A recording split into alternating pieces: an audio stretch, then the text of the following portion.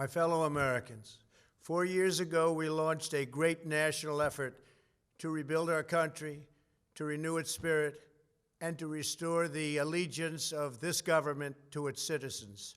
In short, we embarked on a mission to make America great again for all Americans. As I conclude my term as the 45th President of the United States, I stand before you truly proud of what we have achieved together. We did what we came here to do, and so much more.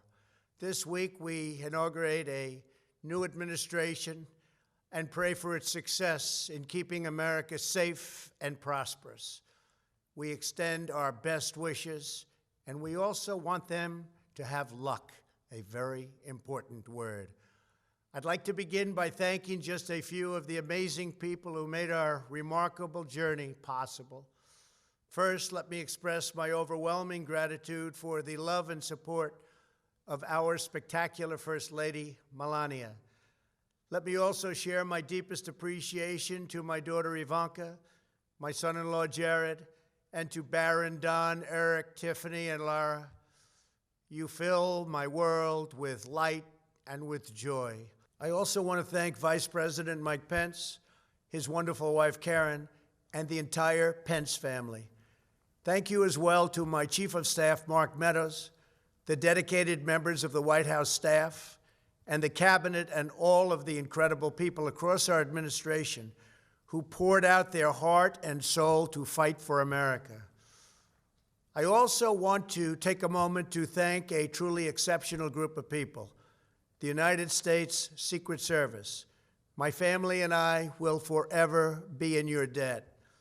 My profound gratitude as well to everyone in the White House Military Office, the teams of Marine One and Air Force One, every member of the armed forces, and state and local law enforcement all across our country. Most of all, I want to thank the American people. To serve as your president has been an honor beyond description. Thank you for this extraordinary privilege, and that's what it is, a great privilege and a great honor. We must never forget that while Americans will always have our disagreements, we are a nation of incredible, decent, faithful, and peace-loving citizens who all want our country to thrive and flourish and be very, very successful and good. We are a truly magnificent nation. All Americans were horrified by the assault on our Capitol. Political violence is an attack on everything we cherish as Americans. It can never be tolerated. Now more than ever, we must unify around our shared values and rise above the partisan rancor and forge our common destiny.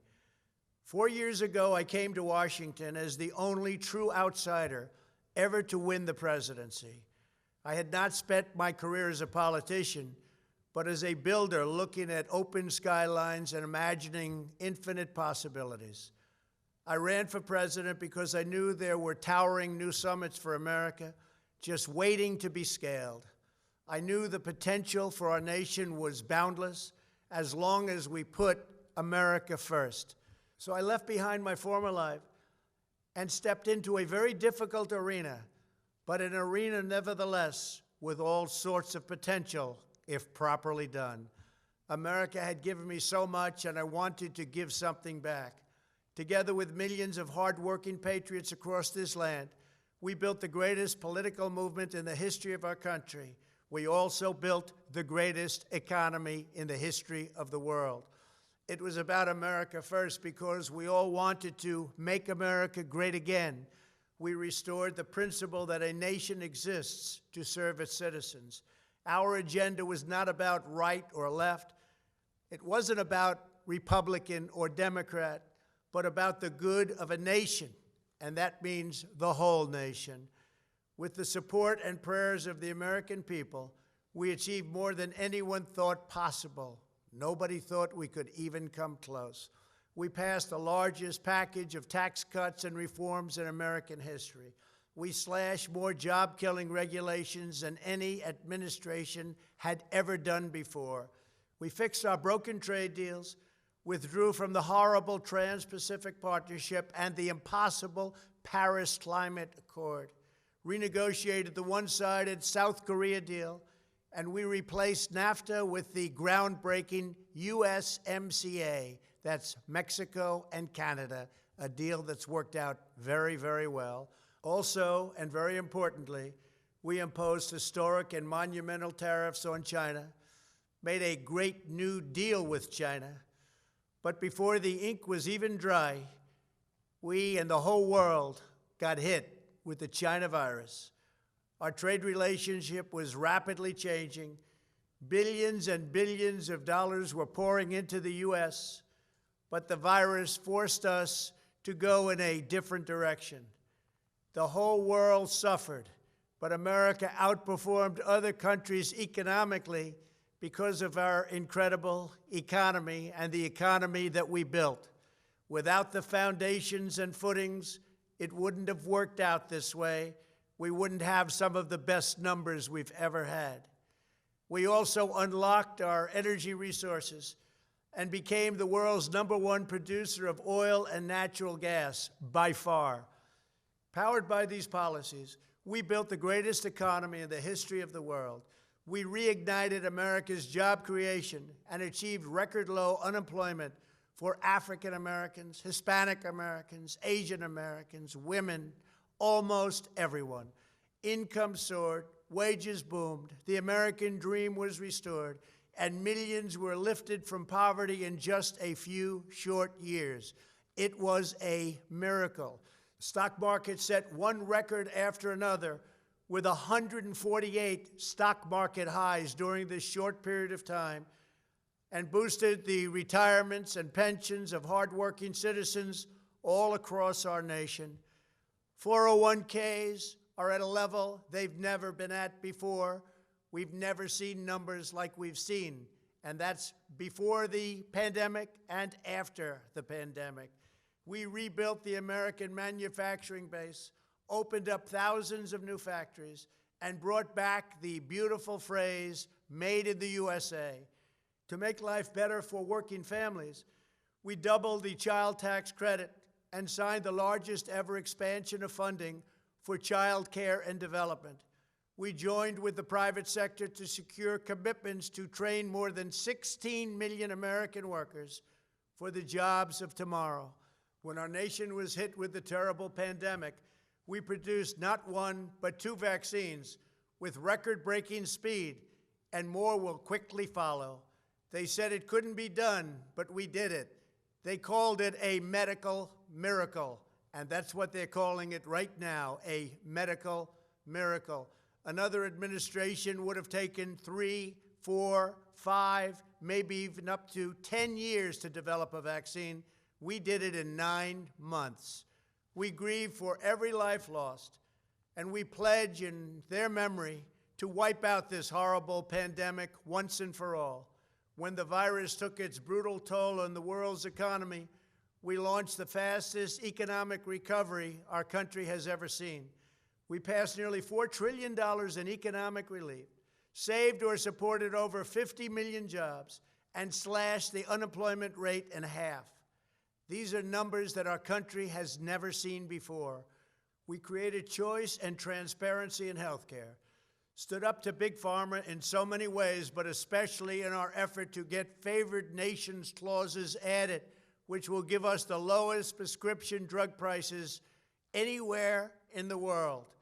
We passed VA choice, VA accountability, right to try, and landmark criminal justice reform. We confirmed 3 new justices of the United States Supreme Court. We appointed nearly 300 federal judges to interpret our Constitution as written. For years, the American people pleaded with Washington to finally secure the nation's borders.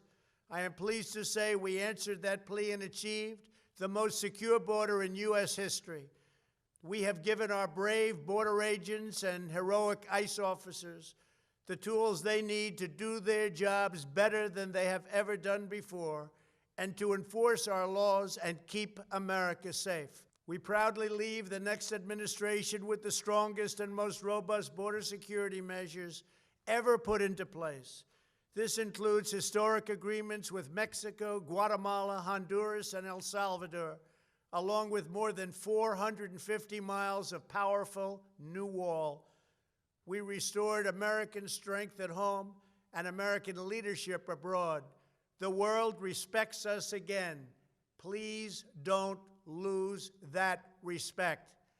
We reclaimed our sovereignty by standing up for America at the United Nations and withdrawing from the one-sided global deals that never served our interest. And NATO countries are now paying hundreds of billions of dollars more than when I arrived just a few years ago. It was very unfair. We were paying the cost for the world. Now the world is helping us. And perhaps most importantly of all, with nearly $3 trillion, we fully rebuilt the American military, all made in the USA. We launched the first new branch of the United States Armed Forces in 75 years, the Space Force. And last spring, I stood at Kennedy Space Center in Florida and watched as American astronauts returned to space on American rockets for the first time in many, many years. We revitalized our alliances and rallied the nations of the world to stand up to China like never before.